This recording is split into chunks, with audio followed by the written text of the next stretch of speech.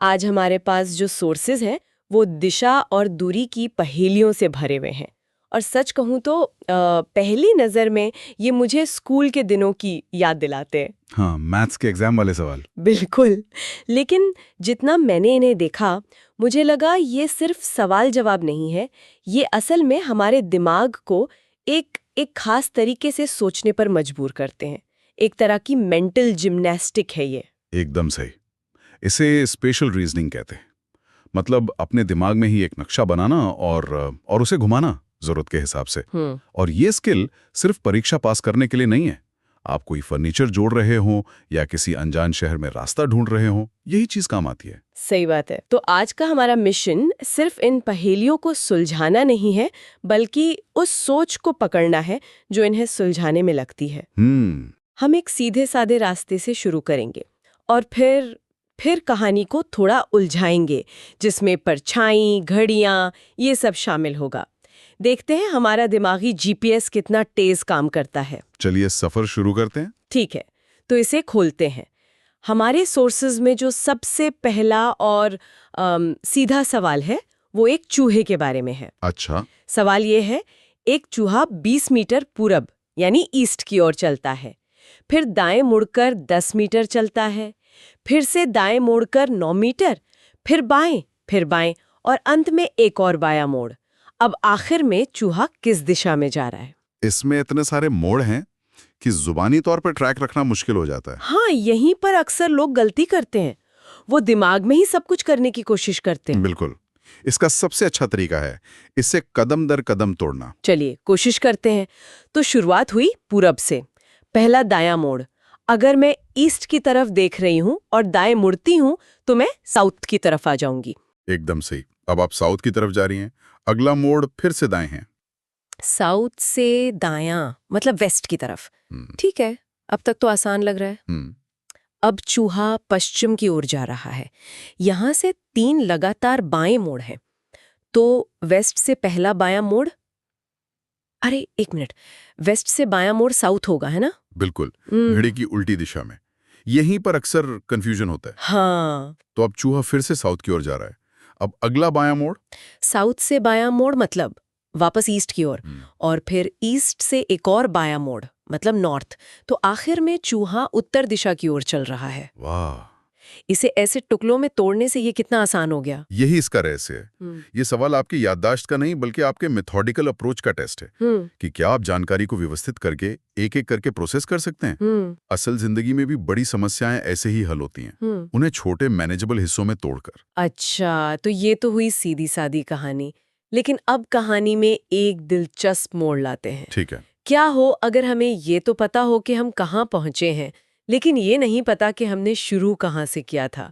ये तो किसी जासूसी फिल्म जैसा सीन लग रहा है। इसे रिवर्स इंजीनियरिंग कहते हैं और ये सोचने का एक बहुत शक्तिशाली तरीका है। हमारे पास इसका एक बढ़िया उदाहरण है। कुणाल अपनी दुकान से निकलकर 10 मीटर चलता है और बाएं मुड़ता है, फिर एक क्रॉसिंग से दाएं मुड़ता है। कुछ दूर चलने के बाद वो बाएं मुड़ता है और फिर से बाएं मुड़ता है। अंत में वो दाएं मुड़ता है। काफी मोड़ है। हाँ, और ट्विस्ट ये है कि अगर उसका मुंह अब उत्तर यानी नॉर्थ दिशा की ओर है, तो वो दुकान से निकलते समय किस दिशा की ओर था? यहाँ पर ज्यादातर लोगों का पहला इंस्टिंक्ट होता है कि वो दिशाओं को उलटना शुरू कर दें।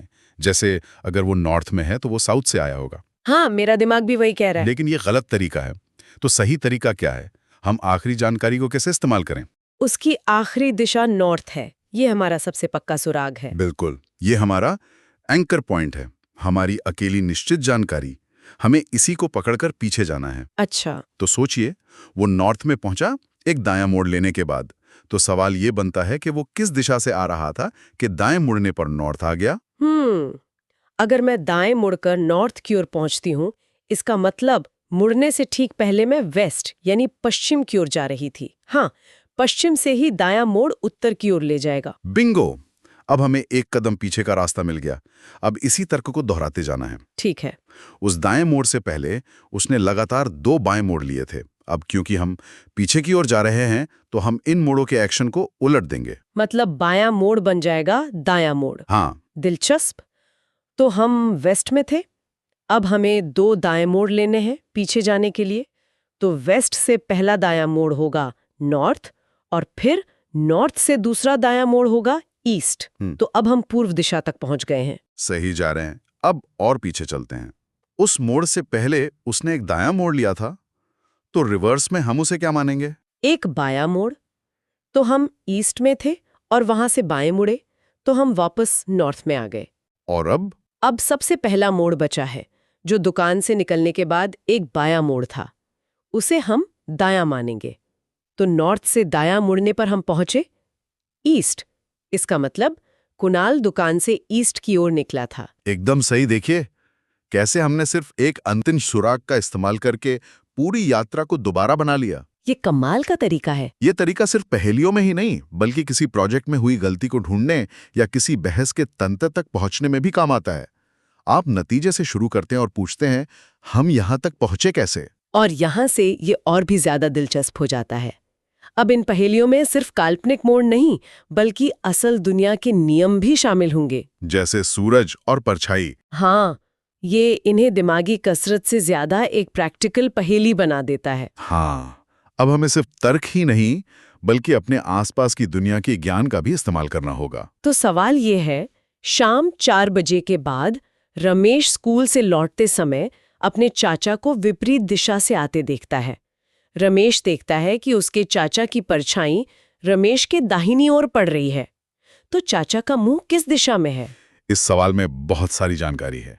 समय, दो लोग, एक दूसरे की परछाई, इसमें खो जाना बहुत आसान है। तो हमें क्या पकड़ना चाहिए? पहले हमें सबसे पहले उस जानकारी को पकड़ना है जो कभी नहीं बदलती, जो एक सार्वभौमिक सच है। और वो है सूरज की स्थिति।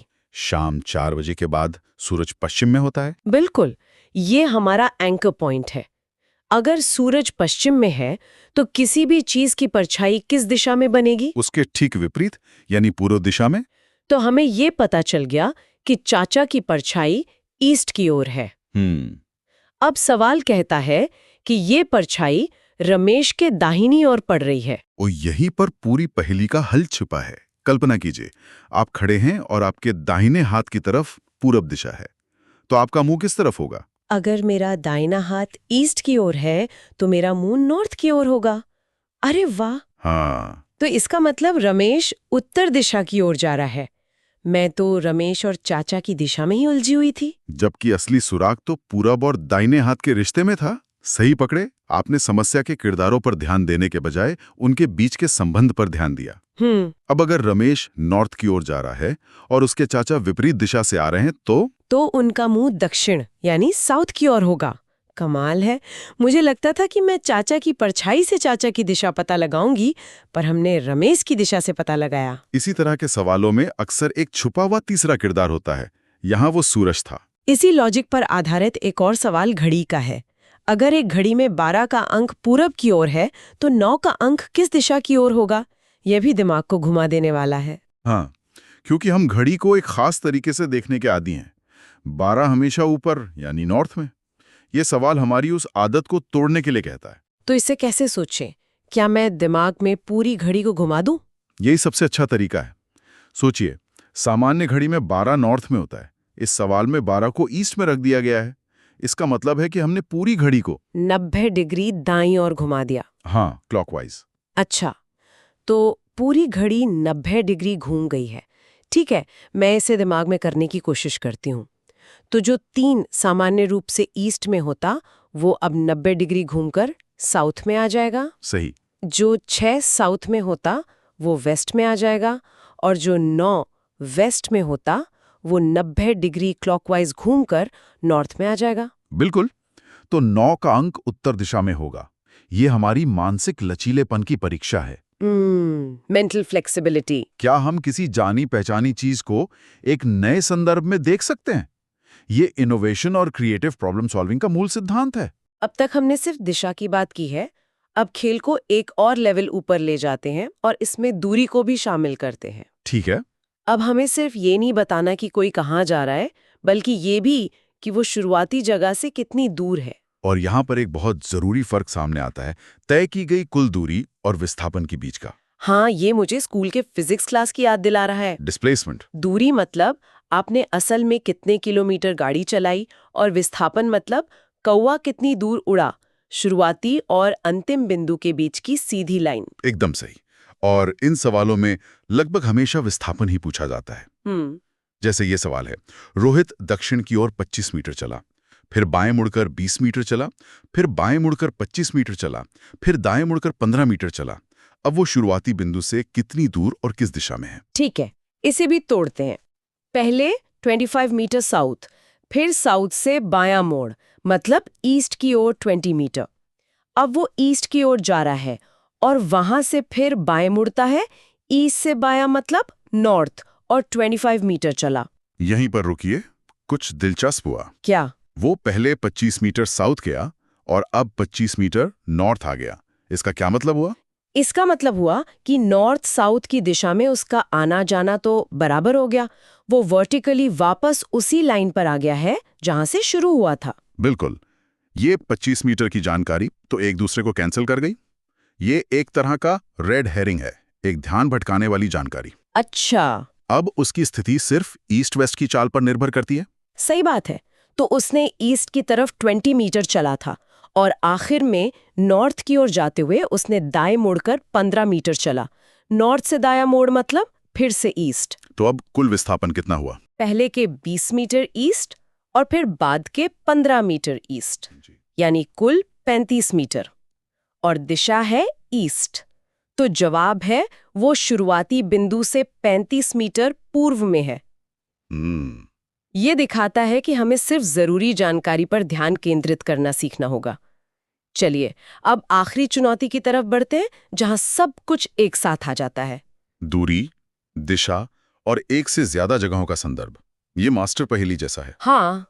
सवाल है, संजय का स्कूल उसके घर से 10√2 किलोमीटर उत्तर पश्चिम में है। उसके पिता का कार्यालय स्कूल से 10 किलोमीटर दक्षिण में है और एक मल्टीप्लेक्स स्कूल से 10 किलोमीटर पूर्व में है। सवाल है, मल्टीप्लेक्स कार्यालय से कितनी दूर और किस दिशा में है? ये सवाल पहली बार में बहुत डरावना लग सकता है। इसमें 3 अलग-अलग जगह हैं और एक अजीब सा नंबर 10√2 भी है। हाँ, उसे देखकर ही लगता है कि कुछ मुश्किल होने वाला है। इसे हिल करने के लिए हमें दिमाग में एक नक्शा बनाना होगा जिसका केंद्र स्कूल है। मल्टीप्लेक्स स्कूल से 10 किलोमीटर ईस्ट में है, तो हमारे पास स्कूल के सापेक्ष 2 बिंदु हैं। हमें कार्यालय और मल्टीप्लेक्स के बीच की सीधी दूरी निकालनी है। ये तो एक समकोण त्रिभुज जैसा लग रहा है। पाइथागोरस प्रमेय लगा सकते हैं और जवाब भी आ जाएगा। लेकिन एक और आसान तरीका है और उसका सुराग पहली लाइन में छिपा है। घर वाली जानकारी में संजय का घर स्कूल से 10√2 किलोमीटर उत्तर पश्चिम में है। मुझे लगा था कि ये सिर्फ एक और जानकारी है, इसका कार्यालय और मल्टीप्लेक्स से क्या लेना देना। यही इस पहेली का सबसे खूबसूरत हिस्सा है। जरा इन सभी बिंदुओं को एक साथ देखिए। स्कूल केंद्र में है, कार्यालय 10 किलोमीटर दक्षिण में, मल्टीप्लेक्स 10 किलोमीटर पूर्व में। अब घर की स्थिति देखें, 10√2 किलोमीटर उत्तर पश्चिम में। ये दूरी असल में क्या है? एक मिनट, अगर हम स्कूल से पश्चिम और उत्तर की ओर 10-10 किलोमीटर की भुजाएं बनाएं तो घर उस वर्ग का कोना होगा और 10√2 उस वर्ग का विकर्ण होगा। बिल्कुल, वो 10√2 की जानकारी कोई रैंडम नंबर नहीं है। वो इस बात का पक्का सबूत है कि ये पूरा ढांचा एक वर्ग का है जिसकी हर भुजा 10 किलोमीटर है। स्कूल से कार्यालय एक भुजा है, स्कूल से मल्टीप्लेक्स दूसरी भुजा है। और ज्यामिति के अनुसार एक वर्ग के दोनों विकर्ण बराबर होते हैं। हाँ। अगर घर से स्कूल की दूरी मतलब एक विकर्ण 10√2 किलोमीटर है तो कार्यालय से मल्टीप्लेक्स की दूरी जो दूसरा विकर्ण है वो भी 10√2 किलोमीटर ही होगी। सही, हमें पाइथागोरस लगाने की जरूरत ही नहीं पड़ी। कमाल है। और दिशा, कार्यालय से मल्टीप्लेक्स को देखें तो यह नॉर्थ ईस्ट यानी उत्तर पूर्व की ओर है। बिल्कुल, ये दिखाता है कि कैसे कभी-कभी एक समस्या का हल किसी ऐसी जानकारी में छिपा होता है जो पहली नजर में पूरी तरह से अप्रासंगिक लगती है। असल में हमारी तार्किक और स्थानिक सोच को तेज करने का एक तरीका है। ये हमें सिखाती है कि कैसे बड़ी उलझी हुई समस्याओं को छोटे समझने लायक कदमों में तोड़ा जाए। बिल्कुल, और ये सोच सिर्फ परीक्षाओं के लिए नहीं है, ये एक सिस्टम थिंकिंग विकसित करती है। आप किसी प्रोजेक्ट की योजना बना रहे हो या किसी बहस को समझने की कोशिश कर रहे हो, हर जगह ये स्किल काम आती है। सही बात है।